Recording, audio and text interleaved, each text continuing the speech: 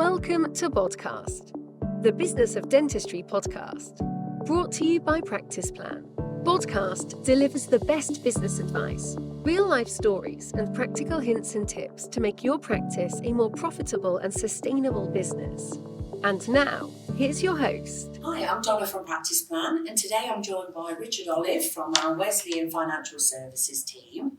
And today we're going to be talking through how both parts of our business can help owners, associates and staff within dental practices. So Richard, firstly, let's think about how we can help owners. So from your viewpoint, what can you do to help an owner of a dental practice? Okay, thanks Donna. So my role or our role is to provide specialist financial advice. So in terms of principals, practice owners, clearly practices have different ownership structures. Yeah. So you've got from a sole trader through to a partnership, through to a limited company. I've missed out limited liability partnership as well, to be specific. Yeah. And we can help all of those different ownership structures in terms of understanding financial needs. So as a sole trader, it's really personal financial planning. Yeah.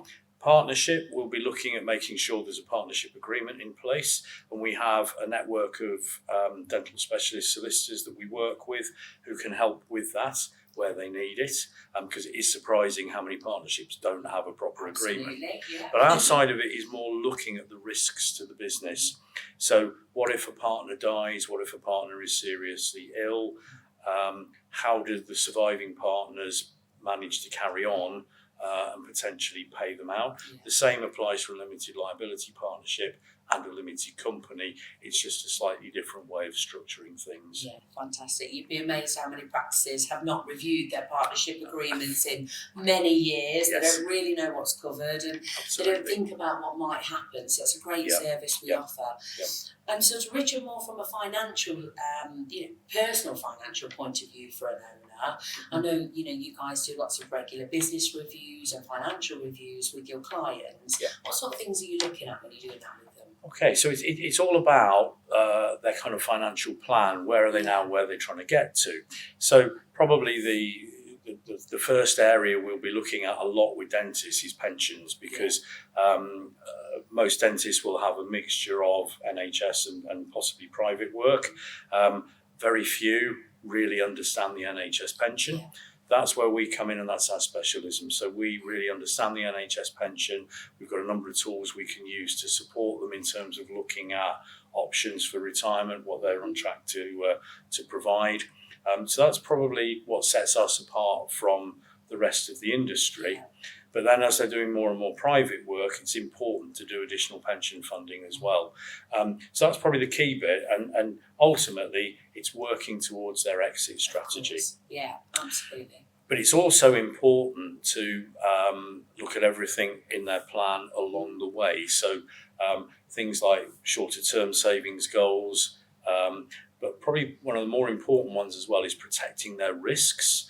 So as I describe it, the what if you die, what if you're sick scenario, and what impact can that have on the practice as well as their own future plans. So within that, we would be looking at things like life insurance, sickness cover through income protection, and also potentially locum cover, which is something that's really, really important, and a lot of dentists don't really think about the consequences of. No, they definitely don't.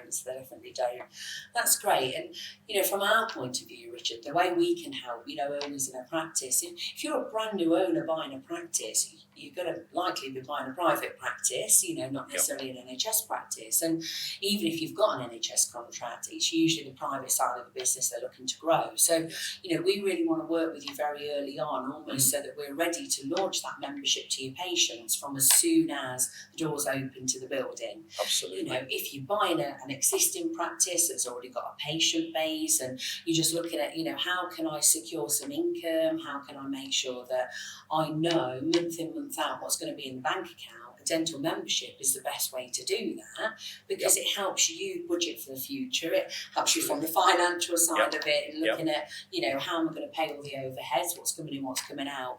But also it bonds the patients to the practice, so you're getting that loyalty from your patients as well. So it's a win-win, for both your finances and your patients. Absolutely, and this is where we work so well together that you will have a lot of practices that are looking to convert, and we work together at a fairly early stage on that, because when you're running through looking at figures in terms of what each associate needs to generate patient-wise and income-wise, it's really important they're factoring in replacing any benefits that they're going to lose by giving up an NHS contract, such as their pension, such as their sickness cover.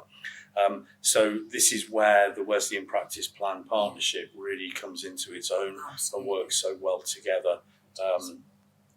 We can only look at one side. We can look at how many patients do you need to make a conversion successful? What does it look like from replacing that NHS income for you? What we can't tell you from practice plan side is actually what's that going to do to your exit plan, to your pension part. So that's why, I like to bring you really early, Richard, into that conversation, because for me personally, I don't think you can make a decision to go through a conversion until you've looked at both sides of the picture. Totally agree. It's not, it wouldn't be right and ethical for us to let you do a conversion and not consider what happens to your pension part at the end of it. Absolutely. So brilliant.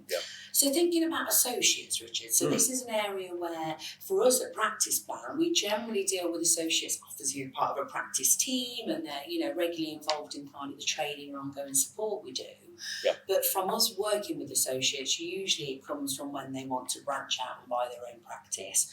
I know you, Wesleyan, you work with those associates much earlier in their journey. So tell me a little bit about that. Absolutely. So as I've already said, when we're talking about practice owners' principles, the kind of overview is looking at a financial plan. Where are you now? Where are you trying to get to? And that applies to every single client we're talking to, at whatever level they are, whether it be a dental nurse, a hygienist, an associate, a principal. The journey might be a little bit different. So if we're dealing with an associate early on, and one of their goals is to try and buy a practice one day, then we will help them in terms of that plan, in terms of building capital so that they've got a deposit to be able to do it. But what we also do at Wesleyan, we are building a network of third parties who can work with us and with our clients to help on that journey. So we work with a number of dental specialists, accountants, solicitors, and commercial lenders. So we can really help facilitate that entire journey. And what I'm doing at the moment, so we've recently partnered with Christie & Co. Fantastic. And who are superb in that marketplace. So we will help facilitate that introduction with the associate and Christie's to help at an early stage to start that conversation as to when they'll be able to purchase and how it will all work. Can they borrow the money? That entire journey. We've also got within Wesleyan a general insurance team who can help with everybody's insurance needs, whether that be their indemnity insurance through to their home, their car insurances, but then in terms of the practice, all of their business insurances that they need. So we really are kind of a one-stop point of contact for everything they're likely to need in that entire journey. And obviously with yourselves as well, that's a big part of it. Of course it is. And that reference into car and home insurance, Richard, I think is really key, because something I try and make sure my clients are aware of. Have you told your staff that is there available for them to access? Because, when we think about staff retention, it's a difficult market at the moment. And it is. If you can get your team buying into extra services and support from us, from both sides of the business, it can really help keep your team sticky to you and keep them absolutely. It's all about going that extra, providing that extra little piece of the jigsaw, which makes you come across as a caring employer, but in a way that isn't a burden to you as an employer. So things like the services that we can both offer really help add value to your proposition to your staff. So from my point of view, it's about their financial well-being.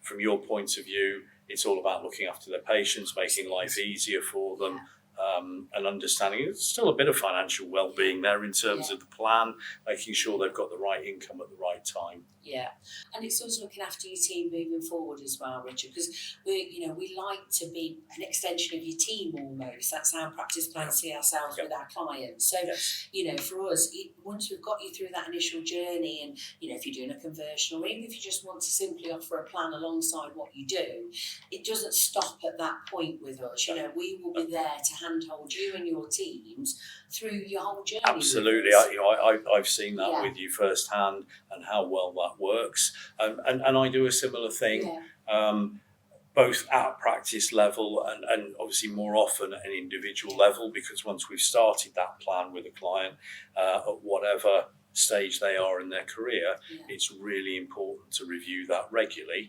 But one of the other things that we do, similar to yourselves, is what we kind of badge up as a lunch and learn. So again, adding to that kind of financial well-being, we will come along and have a chat with the team as a whole. So everybody that's there, the associates, down to your nurses, your receptionists, everybody in the practice, they've all got financial needs. Of course, and it's very much about education, helping them to understand what those needs are, and their risks, and where to get that help, even down to arranging their mortgage for them. So one of the things I've not mentioned is the fact we're mortgage brokers. So we really can offer that full service to everybody. Fantastic. And keep it reviewed.